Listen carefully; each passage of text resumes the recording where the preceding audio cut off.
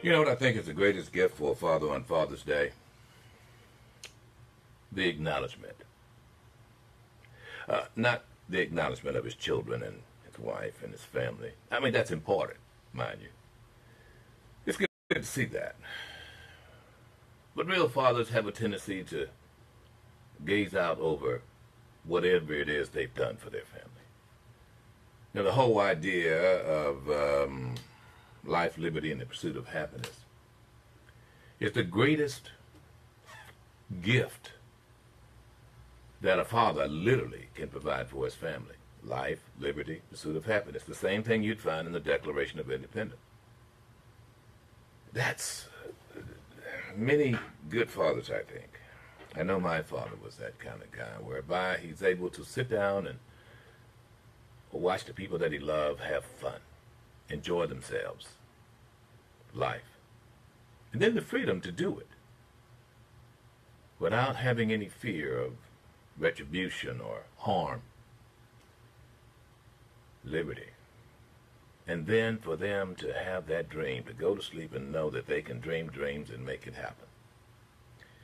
And that's the pursuit of whatever happiness. It's a great gift.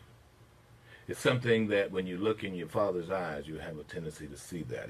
When he's pleased with himself, trust me on this, Dad's happy. You don't have to give him a tie. But when he looks around and acknowledges, okay, I've made this sacrifice. I've worked from can to can. I've done it, literally any and everything I can. And my family has been provided for and are protected. That is his greatest gift. So there you have it. Let's get to it. I'm going to put some things to rest here that needs to be put to rest. I'm going to put this chart up here. See that chart? This is a chart from the Labor Department. Bureau of Labor Statistics data. Put it real close here, bro. You can put it on there if you want. But I want you folks on Facebook to see this. That chart is the chart of African American employment and unemployment in these United States. At the bottom, you will see the years going back to 2008, January 2008. See that? And it's coming forward to,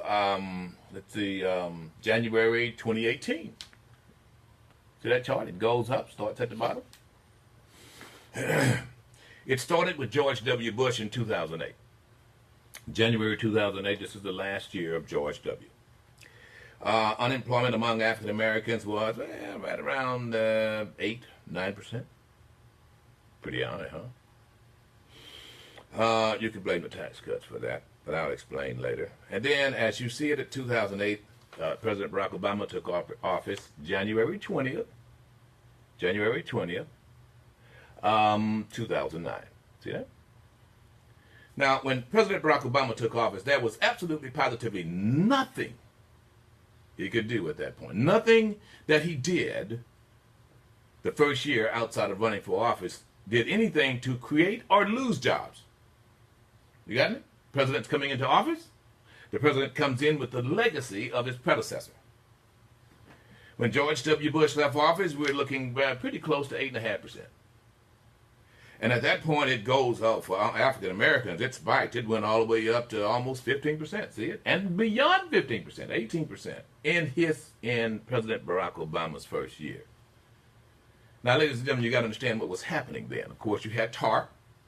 The bottom fell out of the real estate market. There had to be a stimulus to save the economy, and it was an economy for all Americans, not just African Americans.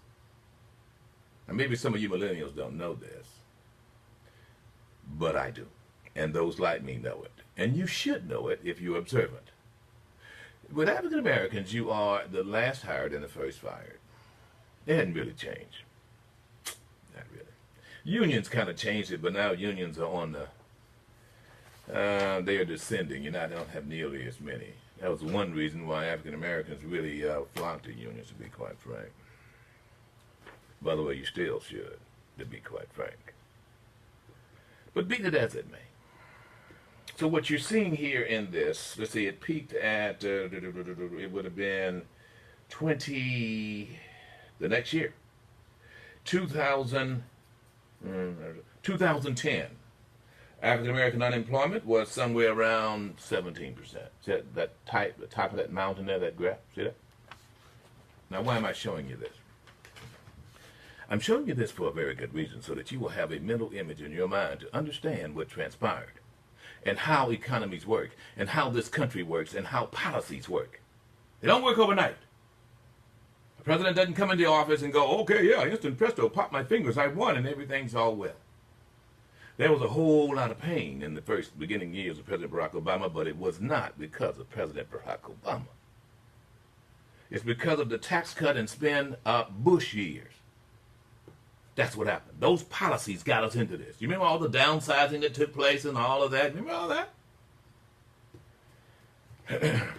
So here we go. We go into this recession, the Great Recession, as comparable to the Great Depression. First a recession, then a depression. Well, didn't happen because one, President Barack Obama, and the Congress, I might add, even the Republican-led Congress, came up with policies that stopped it and started to lower the unemployment among African Americans, which is what you're going to see here. See it right here? See that line's going down now. See that going down? All the way down to now. Let's see, Donald John took office in 2017. At that point, the African American unemployment rate was hovering somewhere around 7%, lower than where it was when President Barack Obama took office. And it continues to go down, still going down, still going down. Now, Donald John has been in office, ladies and gentlemen, a little more than a year, has done absolutely nothing for this. He's done quite the contrary. He's done more, ladies and gentlemen, in my view, to make it spike back up. And actually did kind of take a little spike there at the end of 2017, went up, it spiked up to around, well, about 6.5%, 7%. Now, I want to set the record straight on this, because this is this diatribe. You see, oxy-conservatives have this way of saying something over and over, and some of you very gullible African-Americans, Caucasians, Trumpists, or whatever, you guys just listen to it and go, yeah, it must be true. I keep hearing it. Unemployment is at an all-time low. Donald John has done this. And you need to release the African-American woman who was in there for life. And Jack Johnson was pardoned. Ooh, what he doing for black peoples? Where the white women am? Okay, he didn't say that. Something like that. So I was very taken aback when I heard Warren Bannon, who was the top aide of Donald John, who, by the way, was fired, resigned, you pick. Maybe it's because he accused Donald John of treason, which is probably the only accurate thing he said. But Bannon actually said this. Listen to this tete-a-tete there. It was on Stephanopoulos. Stephanopoulos had a sit-in. Jonathan Carr was sitting in for Stephanopoulos. And they had Miss Banner, and they started off talking about racism and so forth in France, and then all of a sudden Bannon fires out that Martin Luther King would be proud of Donald John. Go figure.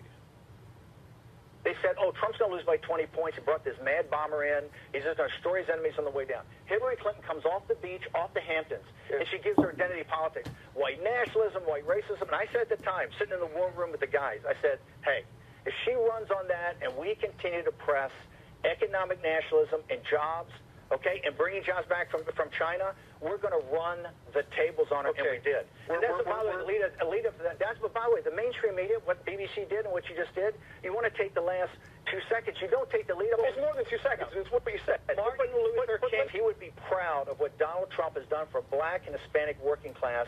Okay, I think there are a lot of civil rights leaders that would adamantly disagree with you on that. See, Jonathan, you don't know how to argue with Bannon.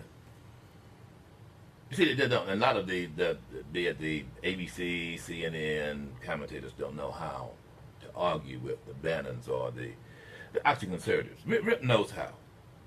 You'll ask, well, so what did Donald John do? Then they'll ramble off and go off into some little side things. You know, no, specifically, so where are these jobs that was created for Negroes? What were they? And you don't let them off the hook. Let them get to that moment. And then you sit there and you look in their eyes and you go, well, and then what they're going to then accuse you of being, oh, you're liberal. There you go, RIP Daniels. There are no specifics whatsoever. None. See, the one thing that Donald John does best is not give any specifics, see? You see, his whole thing is following the script. I mean, that he comes out of TV. That's what it's all about. This is what P.T. Barnum, even before TV, you were a promoter and you want to build it up. And you want to, y'all come. It's going to be a sellout audience. That whole thing is contrived. No specifics, though. You'll laugh, you'll cry, but you will truly enjoy the next show. That kind of, you know what I mean? I've had a lot of practice doing this. So when you press them on specifics, that's when they buckle like a little punk. Really? Oh, so what? So tell me, show me this. Demonstrate. Where are these, John? Show me these Negro jobs you have. Let me tell you what is happening right now as a result of President Barack Obama, and I don't mind telling you, it was a Paul Ryan, Mitch McConnell Congress. Not that I liked it, because they fought President Barack Obama tooth and nail, but what they did do was ride herd on the spending. However, that combined with providing resources, ladies and gentlemen, such that the middle class could grow. What were the resources? Let's see. One of the top ones would be Obamacare.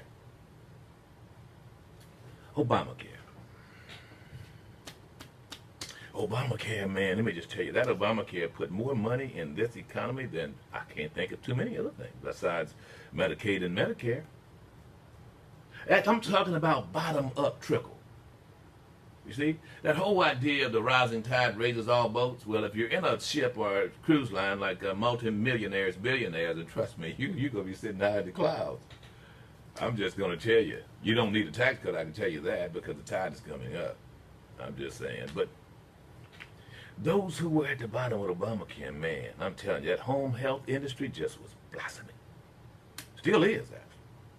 People had an opportunity to get... go to the doctor, get better, and by going to the doctor, let me just tell you, those folks who were working, the nurses, the doctors, I'm just telling you, bro. And then what did they do? They came out, they bought houses, they bought cars, and I know them. It was a work. And the sad thing about this is it was actually the Democrats who just did not understand how to sell Obamacare. Even still don't know how to sell the largest industry in these United States, which is healthcare.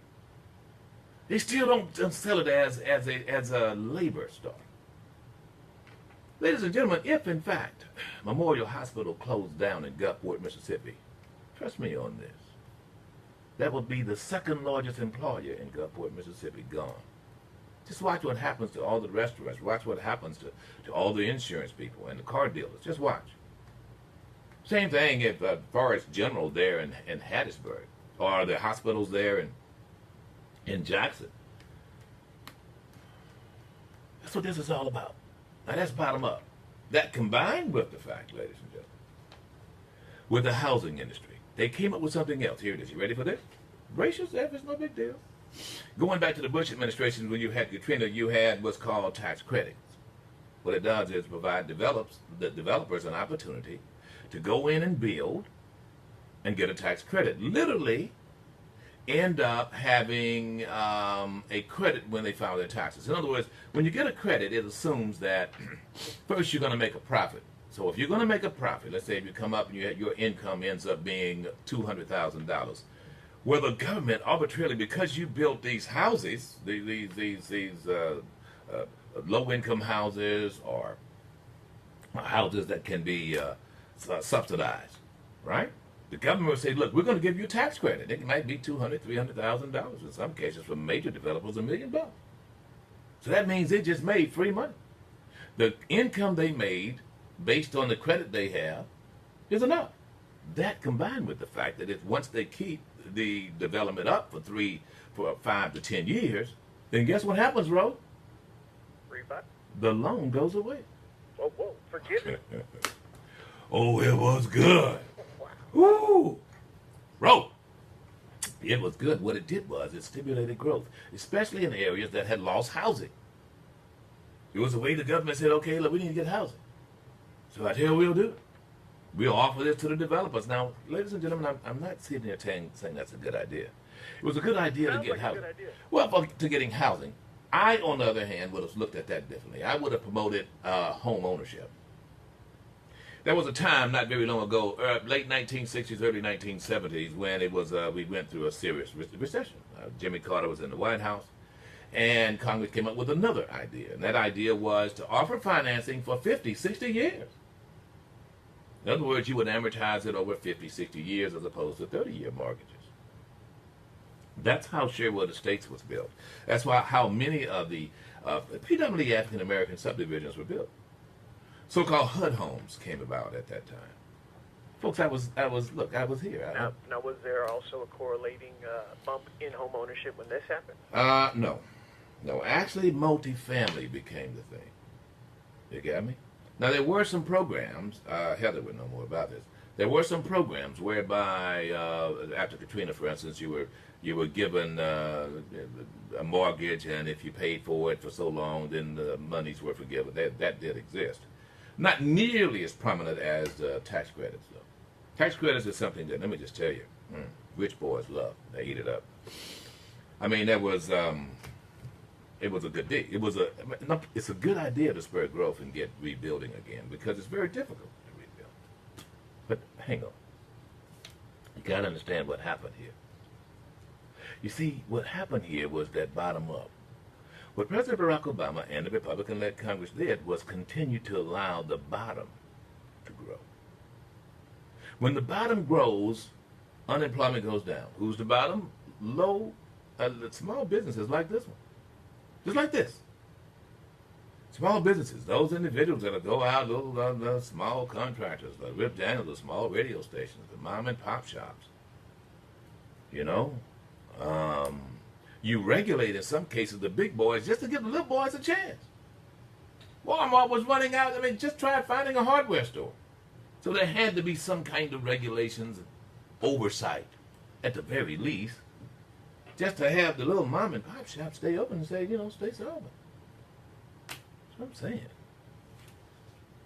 And then on the other hand, you had some of the big boys that would come in and muddy the water, i.e., go in and buy up everything so that there was nothing for the little guy to buy. Wholesale, yeah. It's just like big box stores. So remember that when President Barack Obama left office, unemployment among African Americans, Hispanics, and everyone else was going down. He left office, ladies and gentlemen, in 2016, and unemployment at that point was at 4.5%. Stock market was at 19,000. So don't let anyone take your praises now. On the other hand, let's see what's happening now. I can tell you what's happening now and what I'm seeing right now. We're seeing an attack on the very economy that was starting to grow. Oh, we're going to cut taxes. Bush tried that, did that. 2001, bottom fell out. 2008. We've been here before. Ronald Reagan did that. Same thing, bottom fell out. To the point whereby his vice president, George Herbert Walker Bush, was a one-termer because he had to raise taxes. I don't like taxes any more than anybody else, ladies and gentlemen, but I do know this. Trickle-down economics, fireside economics doesn't work anymore because we're not manufacturers anymore, and we probably won't get there again. Manufacturing has changed. We're service-pushed, service-oriented, and you don't have to be a macroeconomics expert to know that. I'm seeing it, folks. Service is what I do for you. Service is I know how to repair your car, and I repair it for this. Manufacturing is I'm making a new motor. Want to buy it? The whole idea of an American made is almost obsolete, folks. You look under the hood of your car and you will find parts from every part of the country, every part of the globe, from Germany to Birmingham to Taiwan, Tokyo, you name it. You'll find it. So when Bannon said this, I want to play it again, bro. When Bannon said that, That part of the whole thing. just play the part where he's talking about the Martin Luther King, because this is something that you'll find Oxford conservatives, especially bigots like him, will always talk. Martin Luther King, Martin Luther King. He did the same thing. Look, these people did the same thing with Booker T. Washington when he was fighting against W.E.B. Du Bois. You know, the whole idea of being self-sufficient is one thing. Rip Daniels is self-sufficient, folks. You know, and Rip Daniels is seen as some kind of economic bourgeois military guy. On the other hand, if you're working for someone and you're subservient to Booker T. Washington at the time, then you're good. Okay, you're just going along with the program. But heaven forbid you want to compete. You see, that's what it's all about here. And that's what I think millennials don't get. You don't want to work for somebody. You don't want to compete because that's too much. That's too hard. That's like waking up too early. That can to can't thing is something you can't do. I got it. No problem. That's also why there's high unemployment in the African American neighborhood. Just saying. So here's Bannon again, using Reverend Dr. Martin Luther King Jr. And I'm just going to ask you one simple question. Would you agree? If Martin Luther King was here, he would be saying, "Oh, Donald John, you know, you were what I had a dream of." Martin Luther King, he would be proud of what Donald Trump has done for black and Hispanic working class. Okay, I think there are a lot of civil rights leaders that would adamantly disagree with you. Yeah. Jonathan Carr just didn't do that. A lot of civil rights leaders would adamantly disagree. No, Jonathan didn't take a civil rights leader. You should have disagreed. Adamantly. It's not a matter of complexion. It's a matter of what's right. You gave a hypothetical. If Martin Luther King was here, he'd be happy. Well, he'd be happy with the fact that there's low unemployment, but that had nothing to do with Donald John. See, what was wrong with that statement was Donald John was responsible for it. And I've just given you cognitive proof to prove otherwise. Whether you like that or not. But it annoys me. It annoys me, and I see a branding going on coming out of this administration and oxy-conservatives. And some of you oxy-conservatives just take that stuff and go with it because it's a narrative you want to go with. And some of you who would never breathe Martin Luther King at the deer camp now can say it. Bannon said it. I can say it now. Yeah, Martin Luther King, yeah. You watched the show on the weekend show, you heard who he said, right? You heard it. You heard who he said. Well, I just played it, so yeah. You heard who he said. You heard who he said. I'm going to say it. I'm going to say it right now. You're going to say it? I'm going to say it right now. You don't have any fear of saying his name? I am not afraid to say it because Steve Bannon said it yesterday on the talk show. I thought you weren't afraid to say it because Martin Luther King was shot already. No, but that is a good point. But he said Martin Luther King be proud of Trump. What is that? Boy, I mean, that's a rebel yell. Oh, you call me a boy? No. I just meant boy in general, not boy specifically. Not talking about you directly this time. You know, sometimes you go too far. Whitlock, you need to get very, very close to him. I'm going to tell you. Right, come over He's here. getting in touch with his other His other heritage. Come right over here. What you call it, the rebel roar? It's a rebel yell. You want to learn how to do it? I teach you how to do it now. We can't be around people in public when I teach you, but And you're not going to teach it on this show. I can tell you that right now. No, we're going to be out in the woods. I know. Out in the woods. Out in the woods somewhere. Don't go in the woods with him. Don't go in the last woman that went in the woods with him came out at 3 a.m. and had to walk with a limp and caught a bus. Be out in the woods I'm just saying. somewhere now. Now, it wasn't because of him, I can tell you that. It's because of that bear. Or possum, whatever it was. So now there you have it. So you want to argue with them? Argue. Whenever you argue with people like this, you cannot let them get away. You can't let them get away with their own facts. You just can't, folks. Sometimes, I've gotten some criticism on this show. Oh, let them talk. Let them talk. Well, when someone says something to me that I know that is completely and absolutely wrong, then if you talk, then now I'm giving you an opportunity to put forward something that's wrong, that's factually inaccurate. And you know it's factually inaccurate. I see conservatives get away with this all the time. They will say something, oh, yeah, blah, blah, blah. And then all of a sudden, now you're having to argue with something that you know isn't accurate. That's not true. No. Whatever else you're going to say thereafter,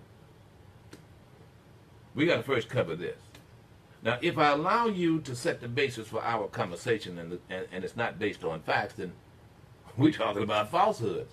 How do you argue with someone who's making up their own facts? Well, at the very least, there's got to be some rules here, don't you think? Their reality doesn't apply to your rules. How can you even... Right. And let me just tell you, this is something you know right off the bat with oxy-conservatives, ladies and gentlemen. They change the rules. In other words, if in fact, be it Mueller, be it the Inspector General, anyone else who doesn't come out with what they think should be come out, first that person gets attacked. And then secondly, they question whether the rules are even accurate. Oh, let's find out who the Inspector General voted for. He didn't say what we wanted him to say. Well, if the judge rules like this, and the judge needs to be impeached. Poor Colin Powell, Steele, all these guys, even Paul Ryan now is. Corker, all of them. A lot of us on the border here, Ro. You know what's interesting? What's interesting about this is those folks. You have a bunch of Republican governors along the border, Texas, Arizona, with the exception of California, the New Mexico. Is it New Mexico got a Republican governor? Can't remember. Find out, please. What I would do with those folks where there could be a wall, or where you have an extraordinary amount of people coming over that border. I said that border for a reason, because there's a lot of reason to believe the same thing is happening on the northern border. Susana Martinez is a Republican. So all Republicans along the border. Let's see what they say. And once you do what I'm just suggesting, then it will dawn on you how ridiculous it is what President Donald John is saying regarding the wall and how he's dealing with folks. Folks, look, listen to me. It is a policy. There's no doubt when you arrest someone, you separate children from adults. There's no doubt. But when someone is seeking asylum, now you got to understand what I just said. They come into the country and they're saying that, yes, I'm acknowledging. They go to the border gate and they say, I want to come in. I'm seeking asylum. That is completely different from swimming across the Rio Grande and scurrying through the pathways. That's sneaking in. I want to make sure you understand the difference here. That so-called parade, whatever it was, that came from Guatemala, El Salvador, through Mexico, and ended up there in San Diego, across the border onto American soil, are people who are saying, we want to come into the country, we're seeking asylum under these bases. Now, there is a process, hard, dyed in the wool, and no less than the process of someone coming from Cuba, or someone coming from Haiti. You know? Now, a little different. Than Cuba, before it was if you came across the Florida Straits into America and you sought asylum, then Cuba was considered as one of those countries that was on the list of countries that treated their children, their population hostile. In other words, unfriendly. It was a communist country. And so therefore they were fleeing oppression. They were fleeing totalitarianism or whatever. And countries are deemed that. Haiti's not. You come from Haiti and you get on the rickety boat and you make your way around Cuba, across the Florida Straits, thank God, past the sharks, and you land in Miami. If you don't get caught, then of course you are here illegally. That's what one can argue. But if you do get caught, then you say, I want to seek asylum. At any given time, any one of those folks and said, I want to live in America, I'm fleeing oppression. There's a process you go through. Whether you like that or not, America.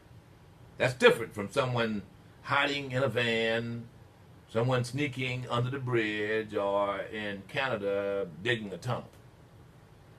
Or just simply catching the bus going through the tunnel in Detroit and not going back. That's a big difference, bro. Someone seeking asylum is no less than those individuals who came to this country, past Ellis Island and the Statue of Liberty, saying, look, we're looking for a better life because we're fleeing oppression. And sometimes it's a domestic household oppression. It's fear of your life. And America, up until now, ladies and gentlemen, would follow that policy. They were not treated as criminals. You got me? There's a difference. A big difference. Very big difference. So what is happening now with Donald John is that he's seeing no difference. You got me? Someone seeking asylum. His wife sought asylum. Melania. She did. And she would have done anything to get that, which is why she married him, I think. Her parents were seeking asylum because of the fact that Melania now is a citizen. It was on that basis that the family and that whole family plan thing. Look, I'm not making this up. So good enough for his in-laws, but... Yeah. So did you understand the difference of what I'm saying? Am I making myself clear about those who are seeking asylum and those who are sneaking into the country? Yes. Right? So you first have to land on the shores. You see, when you build a wall, it doesn't mean that you're not in America. To build a wall, it has to be American soil. So which is why someone can come across the Rio Grande and camp out on that 20 feet or in some cases 100 yards till you get to the wall. I mean, if you're going to be on the border of America, some of that wall would have to be right in the middle of the Rio Grande. But it's not. So that means that someone is going to automatically, to get to the wall, you're on American soil. While there, then you can plant a bomb, blow up the wall going in. So which is why you got to now have some protection for the wall. Towers, turrets, whatever. It's really quite ridiculous. So what I'm saying to you is when someone is seeking asylum, then you follow that process. And there is a process. And what's happening now is that process is not being followed. I'm just telling you, folks. And it should be. And it would be cheaper if it was. When you separate families, then you're dealing with two different situations. In other words, you've got to maintain the, 2,000 or so children now, and you got to maintain the parents. When theoretically, if you're able to keep them together, then there's some things, you're going to save money, just custodial money. Yeah, we'll talk about it, only because no one else will. What else we have here, folks? It's Monday. We talk about everything you want to talk about. Oh, Giuliani, Trump may pardon Manafort. We'll get to that. What else? Got a whole big stack of stuff here. Hang on, Herbie. The rest of you guys, I'll give you your day in the sun, and we'll be back. What up, y'all? It's your partner, Big Boy.